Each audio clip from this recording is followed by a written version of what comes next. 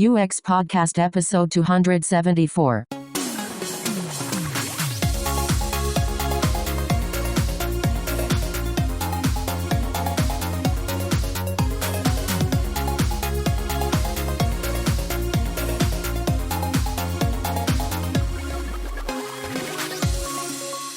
I'm James. And I'm Per. And I'm stuck in my chair. My cable's got caught. Damn. Oh, sorry. Bit of a panic moment. I'm still James, and this is UX Podcast, balancing business, technology, people and society every other Friday for a decade, with listeners in 200 countries and territories from UK to Albania. And today we have for you a link show, which means that we, during our digital travels, pick two articles.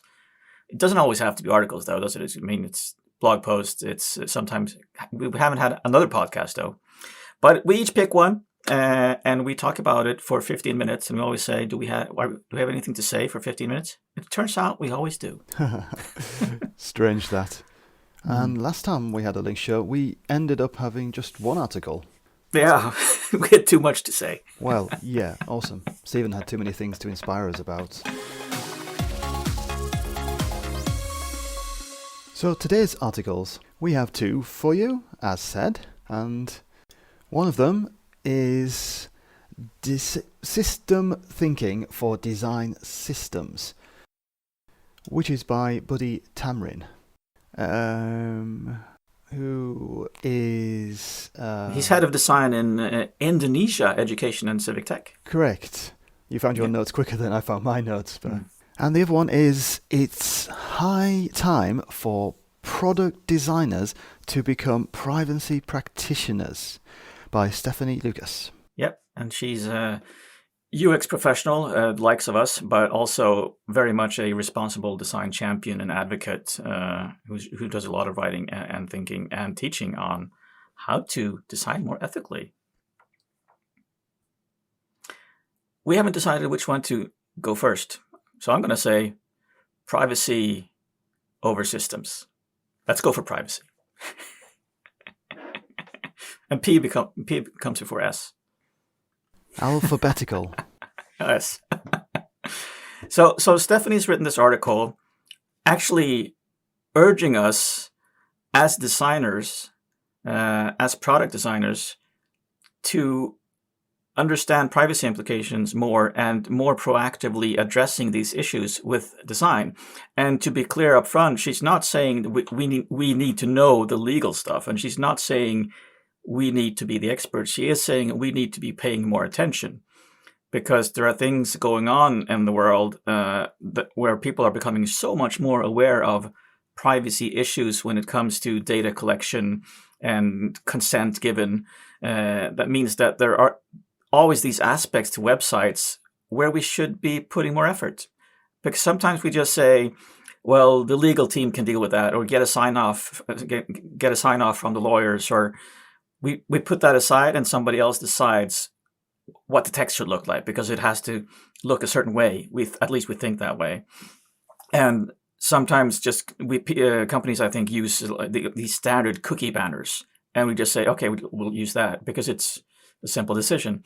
But given that there are all these problems and issues coming to light, and have been over the past decade, I guess, she's urging us to put this into our work processes, to actually spend time doing the work.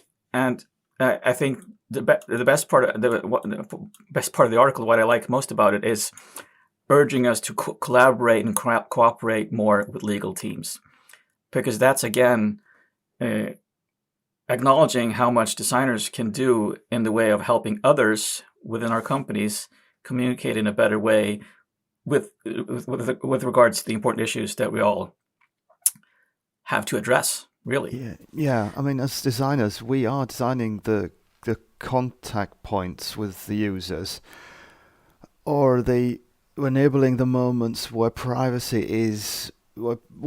issues are communicated or breached, or potentially breached, or need consent, and so on. We are designing those, so we do need to have some of the understanding. Right. And I think when I first saw the title of this article, I realized that, well, so many people are going to be going, well, what don't we as designer have to care about? There's so much always. It's like we're always adding to this bag of tricks that designers need and the competence that designers need, and it's sort of never ending. This But is as where we talk about Gerard Spool, as we've mentioned multiple times. He talks about the broken comb profile of skills. You need to be aware of a multitude of different things to be a good designer. Not a specialist or expert in all of them, but aware of many. Okay, exactly. That's such a good way of putting it. That not be an expert in all of them, which is also what Stephanie's saying, but actually be aware of it so that you can contact and collaborate with the right people to make the right decision. And in the article, she's actually put forward 3 categories. Personal data collection, something that most websites do. If you have a contact form, you're collecting data about people. Start thinking about what should you even be collecting. But as she's pointing out as well, does information have to come in a certain order? That's something that we may not be aware of, but something that we can check off with legal in collaboration with them and not just ask them. Because that's what tends to happen, I think, is just ask legal and tell them how it's supposed to be done, instead of having a conversation with them and proposing alternative ways that we as designers are so proficient in, helping them realize that there could be several pathways forward that help people understand these legalese texts in a better way. And here's also a moment where you get to use your design skills and try to, sometimes I guess, will be forced to add something, or it needs to be phrased in a certain way or placed in a certain place because legal says so. Exactly. So here is kind of like, I guess, part of the collaboration, the dialogue of understanding what is actually trying to be achieved, and if we can still achieve it, but maybe we're less kind of brutally legal. Exactly. And sometimes, but the feeling I get from a lot of projects I'm in, or the types of discussions I hear, is that somebody will say, we can't do it that way because of legal. And that's just accepted without even talking to legal. It's something that somebody may have misheard during a meeting, or it's something that was the case 5 years ago and isn't the case today. So again, just that conversation, so important. Or perhaps you've seen it during a kind of morning seminar or something, and someone said, if you put this there, then it's going to fulfill this particular thing. And it's like it's like legal is hard to talk to, and it's like legal is someone else. If I listen to them too much, I won't be able to do things the way I want. And I think that's something that she pushes so well, is that we're on the same team. We're playing for the same side. Although it does make me think back to when another Link show, when we talked about Heather Burns' article about checking your privacy privilege, right? And how she pointed out that the disadvantage we're at because our industry is so unstructured. And the Eagle people and so on, they've gone through career paths with like multiple years of formal education through various educational systems, career paths taking them through certain points. It's been very streamlined. Whereas we as designers, as UX designers, it's not really that structured. Exactly. And sometimes there seems to be that expectancy that we're supposed to be structured around this, but it's all moving so fast and we're responsible again for so many things. It's really hard to feel confident that you've made the right decisions in all these cases. But it does feel, spinning back to what I was saying about so many things that we have to think about, that our whole profession is like sort of taking 2 paths. Either you're really focused on just the interaction design and the UI design, whereas what we're talking about is now expanding our profession, keep expanding it to understand more areas of expertise within web development. I remember when you and I first met, you were using Web Manager sometimes as a phrase to talk about yourself. That's something I'm circling back to, that I want to use more and more these days, because it captures in a better way what we're actually talking about. Somebody needs to have that holistic picture. Yeah. Now it's interesting this because we do see a lot of focus on the UI, the UI aspects of UX and Figma and design systems and production, and product management is an area where that perhaps where some of the more what should we do aspects are landing in many organisations when it comes to product. But yeah, maybe there's a bit of a split between researching and understanding the problem space and actually designing screens to solve the thing that we want to do. So there's kind of three areas, I guess, spontaneously summarizing all of that. But then when you were talking about the comb, it made me think about how I really also appreciate what Stephanie's writing about, how she's calling for a certification process tailored for product designers. So you and I have previously talked also on the show about certification for designers as a whole. But now I'm thinking more that this is a way forward, that where we pick smaller, more niche areas of certification so that I can pick my own goodie bag of certificates that help people understand what type of designer I am. Yeah, back in episode 194 with Zoe Rose. Yes. Where we talked about accreditation within the design industry. It's something that was 3 years ago. We keep coming back to this accreditation, and things are bubbling up, but it's a very difficult one to solve, and I think it's a good point around privacy education that is brought up by Stephanie, and I think that. Me and you pair have experienced the whole tick-boxing exercise, privacy education in many organisations, especially when we did all the GDPR stuff a few years ago, when we had to watch a certain video and the organisation demanded that you watch a certain video. Once you've done it, then you could go off and claim that, say, all our workforce are GDPR ready. Because they've watched a 7-minute video that's telling them all the points about GDPR, and that's very silo-based, as Stephanie says in the article, and it's not embedding privacy first or thinking into your way of working with design. Yeah, which makes me feel that there's so many good points to this article. So you need the baseline. The baseline would be the certification, so that you know that you have a common language and vocabulary to talk about these issues. But then you actually do also need to talk about them. You need to have those regular meetings, not just once a year, but over time.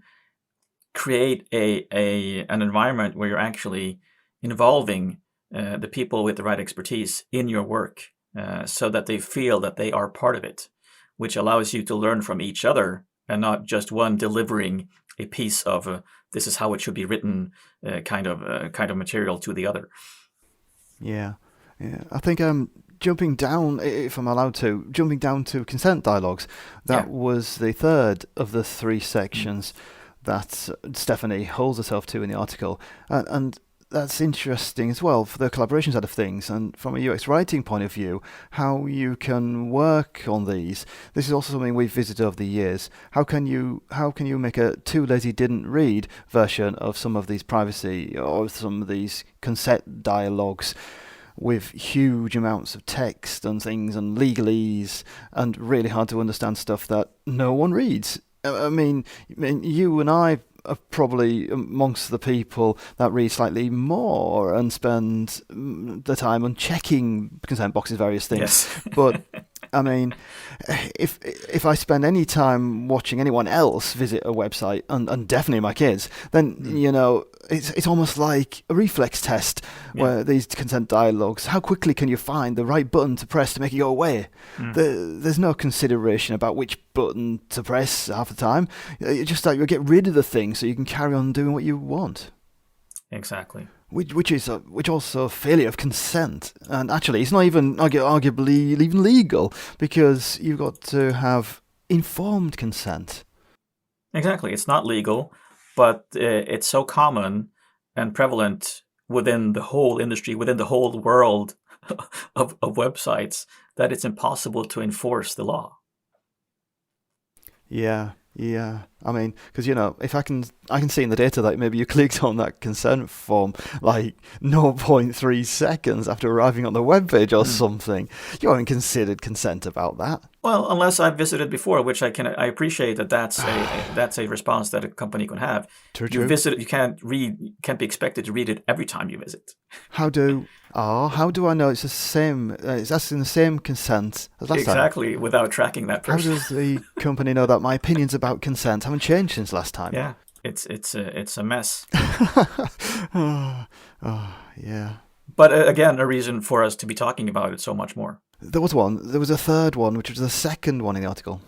Yes, dark patterns, and as she says and acknowledges, that's not especially related to privacy. It's a larger problem than that. But there are regulatory trends to keep track of, and that's the interesting part here, that we as designers can keep track of these trends because they actually affect how we should be designing things. Because laws are we talk about GDPR a lot, but there are lots of laws in California which actually need to be thought about as well when it comes to what you're allowed to do, when it comes to asking for extra information, when you're asking people to subscribe to newsletters and stuff like that. Yeah, the whole kind of opt-in, opt-out thing. I mean, it's really very pleasing that Harry Brignall's dark patterns has become something that is actually included in laws.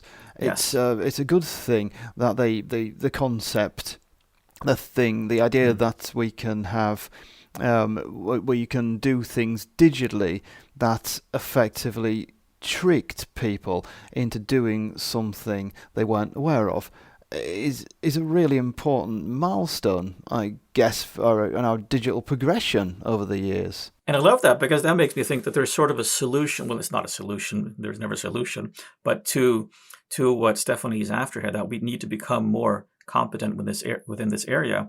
What Harry Brignall has done with dark patterns is actually he's created a design pattern library for dark patterns, which makes it easy to find and categorize and understand what we're talking about, again, with that common vocabulary, so that we can decide what we're talking about. We can go through it systematically, check, have we done any of these?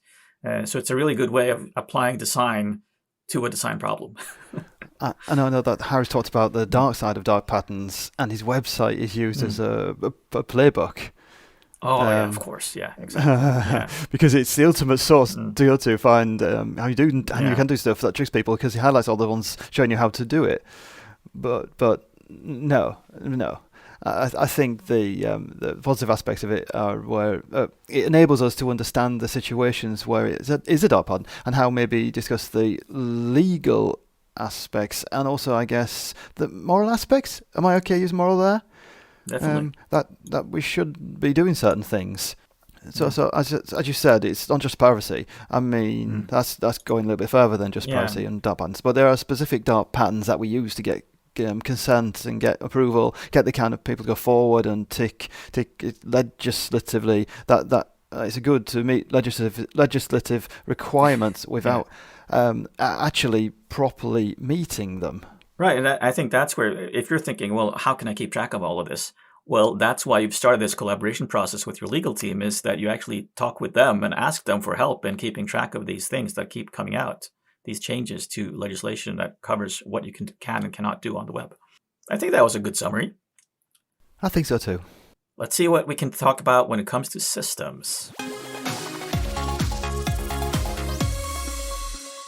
So Article 2 for today, system thinking for design systems. So meta. Yeah, I know. It's almost symmetrical. It's kind of like system design you want for design systems. But anyway, it's system thinking for design systems. This is by Budi Tamrin, who, as we said at the beginning of the show, is Senior Principal Designer in Public Sector Education in Indonesia. He writes on his website that he's currently on a mission to improve student learning outcomes in Indonesia. But in this article, well, he's basically using a system lens to explore participation and contribution to the design system that's in place where he works, and he uses a causal loop diagram to map out the elements that affect the contribution and to the design system according to his own mental model of how things work. He says himself, "It helps me to see how things are interconnected." Yeah. Now he goes on in the article to give a couple of specific examples of how the causal loop diagrams help him. One of the examples was to surface or anticipate intangible barriers. So that is to say, what he means, I think, by intangible barriers is to find the things that aren't immediately obvious, things that could impact the participation in using or maintaining or developing the design system. So the reason for me including the article today is not just because of design systems and how he's seeing kind of issues with his own design system, how it's developing, how it's maturing. For me, the real point of including this article today was his use of causal loop diagrams as a tool for system mapping as part of system thinking, Right. which really, really interested me and really, really set me going. And I know, Per, that at least during the last couple of days of the last couple of years of the pandemic, you've been making a fair bit of use of causal loop diagrams. Yeah, and as you mentioned, the pandemic, that's especially one that I've been using as an example, actually, when teaching over the past few months. Early in the pandemic, and so it's actually from March of last year, I made a system map describing all the different factors that either increase or decrease the spread of the virus. And I did this based on news articles I was reading and research I was reading, and it was really interesting. And I don't say it's complete in any way, because that's the interesting thing about system maps. It's never done. It's never complete. But you can always start. You can always keep adding to a system map and start figuring out. So if I'm adding this, if I'm adding washing my hands to the system, what happens? Well, I can decrease the spread of the virus. What's interesting then is that, well, that also decreases the spread of other types of viruses, so that we decrease the spread of more diseases than just COVID. So that was an interesting, so when I started seeing that circle, I saw other things that was decreasing those other aspects of it. And so, but then you were having lockdowns, and that was affecting mental health, and that was affecting social unrest, and the social unrest was affecting adherence to following the guidelines, and that actually meant an increase in the spread of the virus. So all these causal loops. So what's interesting about looking at them, when you introduce one thing to increase another factor or decrease another factor, such as the spread of the virus, that same thing can do exactly the opposite if you follow another path. So becoming aware of these things is so valuable when understanding risks and negative impact and positive impact of everything we're doing, and understanding the complexity of it all. Because as I just said, anything can be added to it. It's never done, but you can always learn from it. Yeah. And what we see there is you may see positive contributions or positive things, and that maybe leads directly to a positive increase. Yes. But there might be negative effects or implications from doing that thing, or the secondary thing might lead to a negative thing. So you see how this rolls out into mapping an entire system of how everything becomes interconnected, and how you can't keep all that in your brain at all times. Well, you can't picture the joy of these causal maps, I think, is that it really does become visual, and I think it's more easy for the brain to understand, especially when you're dealing with more and more complex systems. I mean, what you've done there with the pandemic, or the COVID example, is that you made quite a boundary to your system. Yes. You started in quite a defined space, and then built or mapped out within that space, which, as far as I'm understood, is also almost essential to do when you start working with systems thinking and causal loop mapping.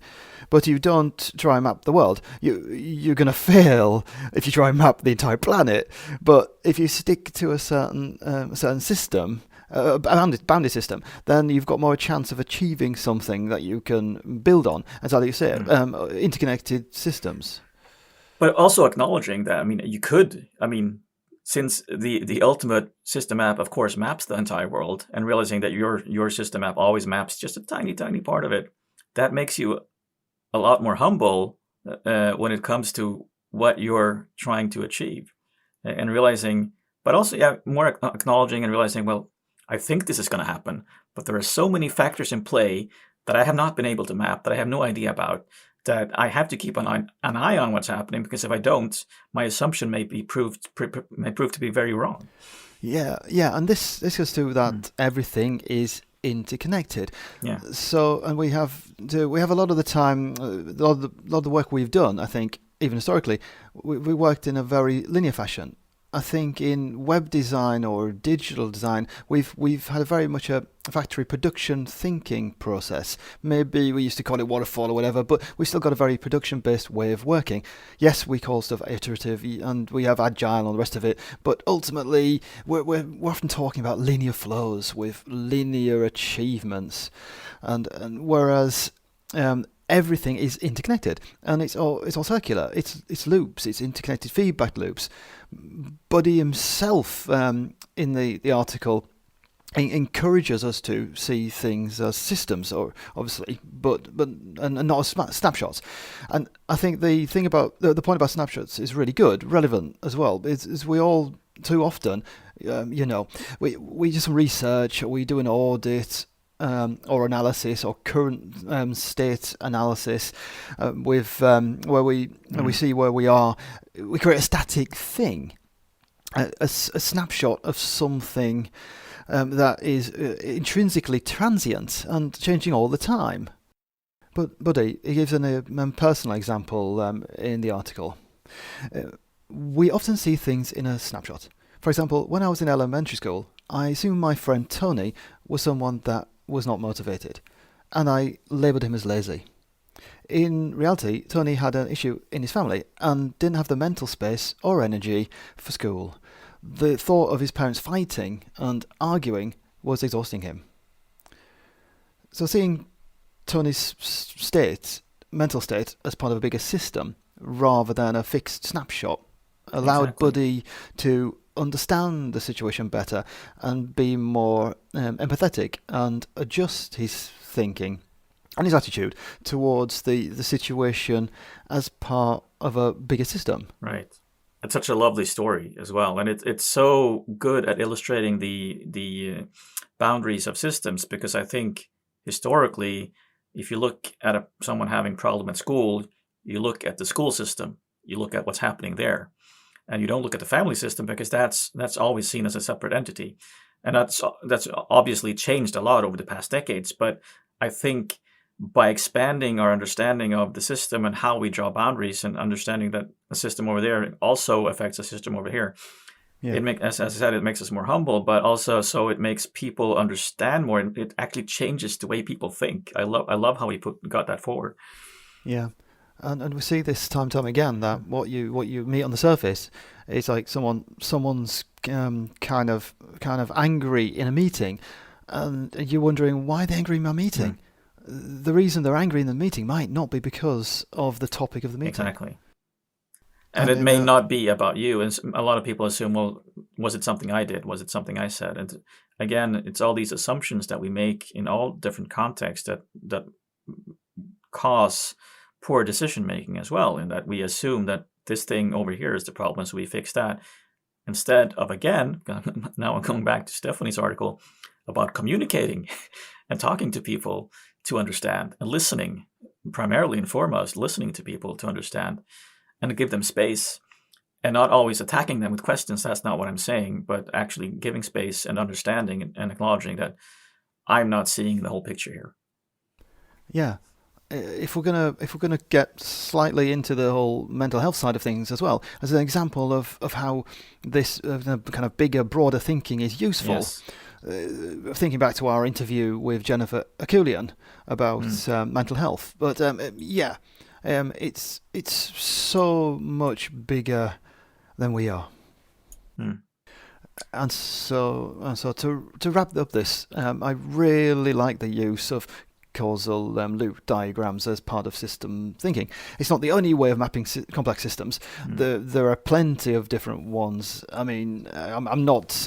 We're not going to attempt to go through them all because there are far too many. But you do a lot of mind mapping, which isn't really mapping systems, mind mapping, as always collecting thoughts. But it's a good example because I mean, it's a great example there. Exactly. But I think cluster maps is what you call them, one that's related to system thinking, where rather than have because in a mind map you have everything in the middle, you have the starting node, and you build everything out from that. Whereas you have different arms that contain sort of different topic areas. Yeah. But sometimes you do realize, well, actually, this arm up here, that's like the third arm of one topic, is actually related to something down here, which is the fifth arm of another topic. And then you can draw an arrow between those. And that's sort of, then you're starting sort of a system map, actually. Well, What you into there, when you're moving closer to a cluster map, where a cluster map is just you put down everything, and you start connecting the boxes, and you embrace the chaos and just keep on connecting the boxes.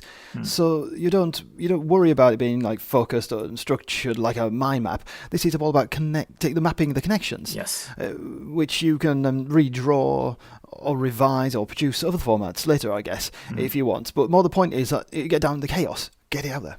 Exactly. And I have to say, this is also a really good article on actually understanding more. So have a look at that system map, because it actually explains a lot about the things that you can consider when you have a design system within the organization and you're trying to get people to use it in the right way. Use it in the right way, develop in the right way, embrace it in the right way. Yeah, absolutely.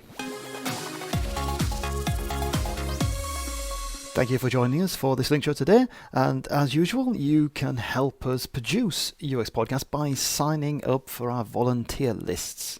There is one for transcripts, there is one for publishing, and there is one for helping us produce the show notes. And if all of that sounds too much effort for you, then you can also give us a little bit of money, which helps us pay for things like hosting, various services we use to help us produce the show, and of course, Remy, our producer. Yes. I have to say about the show notes, I mean, they are now chock full of interesting links that I almost do not think about as we're doing the show, but there's so much stuff there to actually dive deeper into. I'm actually blown away, as always, by the help we get from our volunteers. It's wonderful. Remember to keep moving. See you on the other side.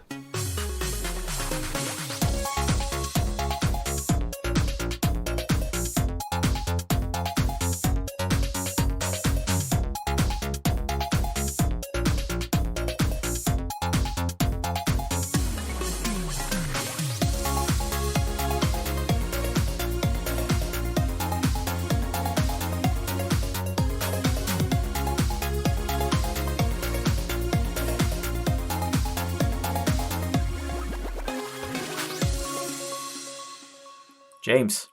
Per. Do you know what happens when it rains cats and dogs? No, I don't know. What does happen when it rains cats and dogs? You have to be careful not to step in a poodle. Because that would be a catastrophe.